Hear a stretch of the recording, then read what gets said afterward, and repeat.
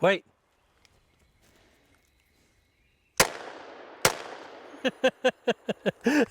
This one is a ton louder. Guys, from the 1960s, the 22 high standard Derringer has you covered. Let's get into the video.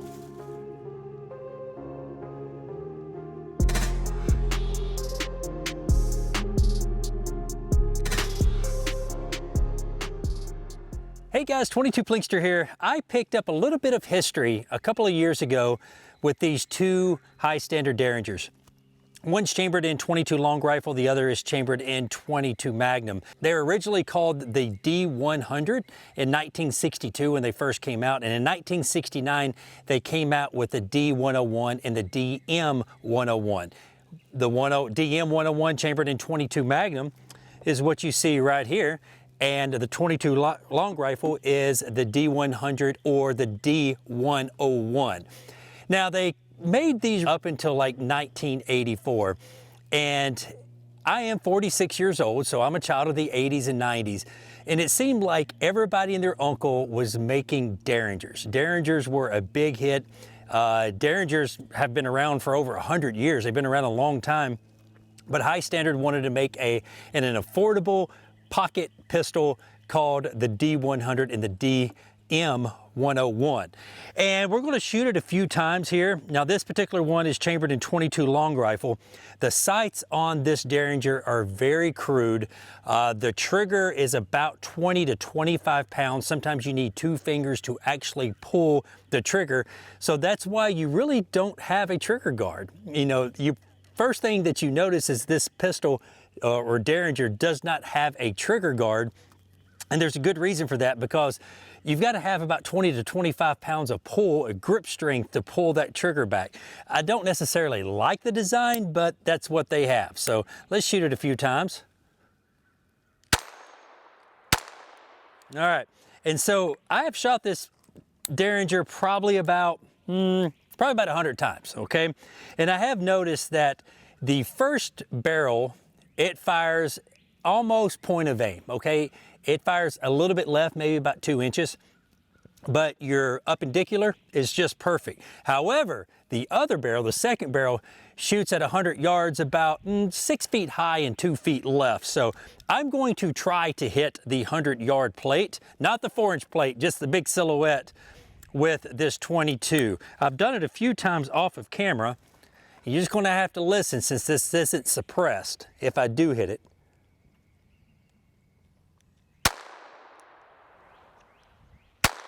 All right, I hit it with the second shot. So the first shot, I was actually aiming about 2 feet right of the target.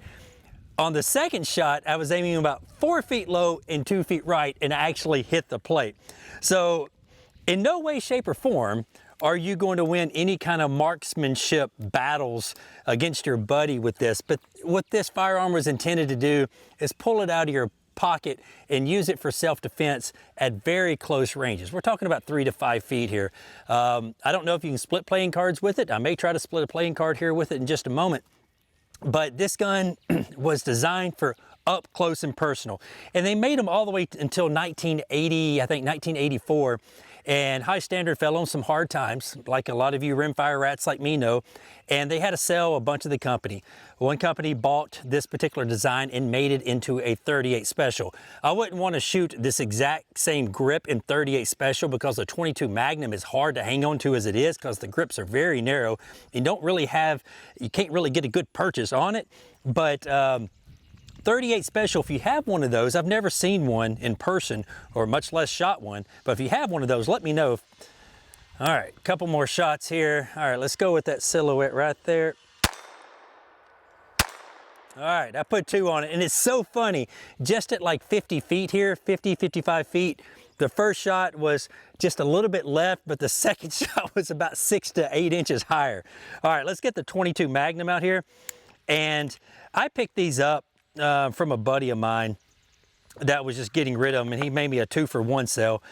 They're not very expensive, okay? If you do find them, this was not, you know, High Standard's best work that they ever produced by any mean, but they did serve a purpose for someone that did not want to spend a lot of money, did not want a semi-automatic or a revolver, and they wanted something for up close and personal self-defense. And yes, believe it or not, a lot of people don't know, when I talk about 22 long rifles or 22 Magnums as for self-defense, actually the 22 short was actually developed for Smith & Wesson back in the 1800s for a self-defense cartridge. So the 22 long rifle and 22 Magnum can get it done, but today, you know, 2025, there are lots better options. So all right, I got to hang on to this guy.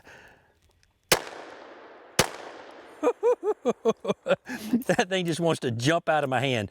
Sometime with this 22 Magnum, you get the top barrel doesn't want to fire.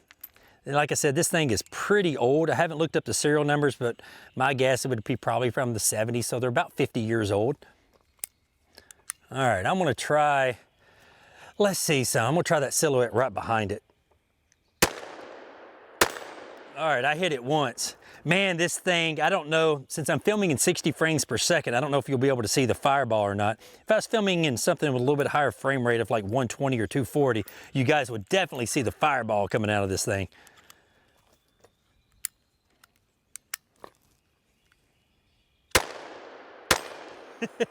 This is what they're intended to do. Now that silhouette right there that's blinking, that's right at about 35, 40 feet.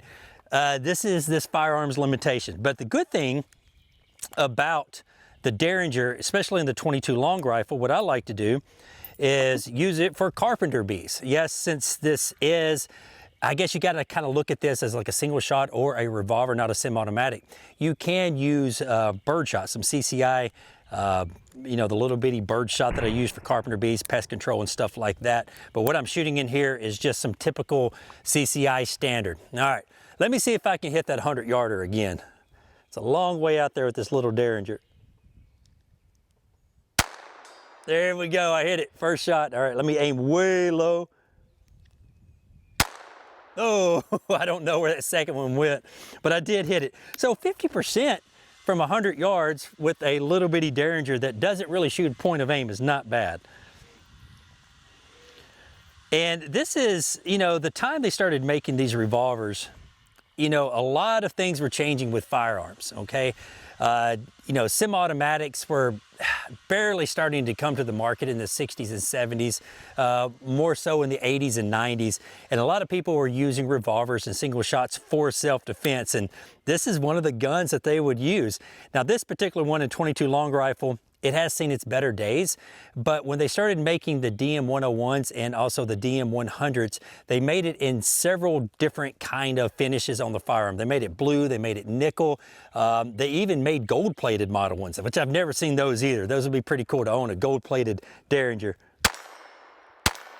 All right, 2 shots. So today was just a little fun video of giving you a little history of the 22 Magnum and the 22 long rifle Derringers. Maybe you have these in your collection. I like collecting anything and everything rimfire. So when I can get an old rimfire in my hands and shoot it and give you guys just a little bit of a history lesson of how these guns were made, why these guns were made, I've done my job. Guys, thank you very much for watching. If you have any questions whatsoever, put them in the comments below. Until next time, y'all be safe and keep plinking. Bonus content. I want to be the first person ever to split a playing card with a 22 Derringer. Now, on video. Now, there could be somebody out there 40, 50, 60 years ago split a playing card, but I promise you it wasn't on video. I've got a playing card right here at 12 feet, and I want to see how well I can shoot this Derringer that has a 20 to 25 pound trigger pull, and it doesn't shoot point of aim. So put in the comments below, how many tries do you think it's going to actually take me to split this playing card? I'll give you a second or two. Second or two's up. Okay, here we go. Whew. All right, I gotta aim a little bit right of the card. Right above it. Oh, both of those, my left or right looked really good, but my appendicular did not look good at all. So if you guess that I actually split the playing card without cheating in the first 2 shots, well, you're wrong. See if I can do it on my 3rd or 4th shot here.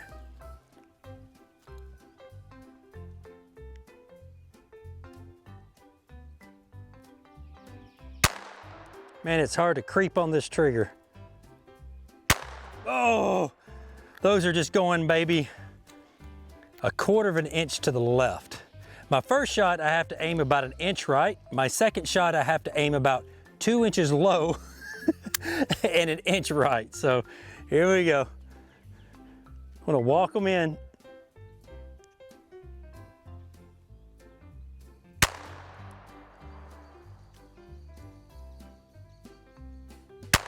Oh, I can't be missing it by much. All right, so that was 1, 2, 3, 4, 5, 6. Here we go. See if we can do it before 10 shots.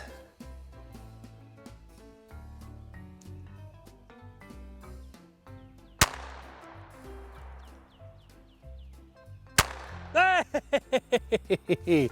So, how many was that? 9, 10? I think 10 shots. Or maybe 8 shots. I think I lost count. But if you rewind this and you count the correct shots, congratulations, you're a winner.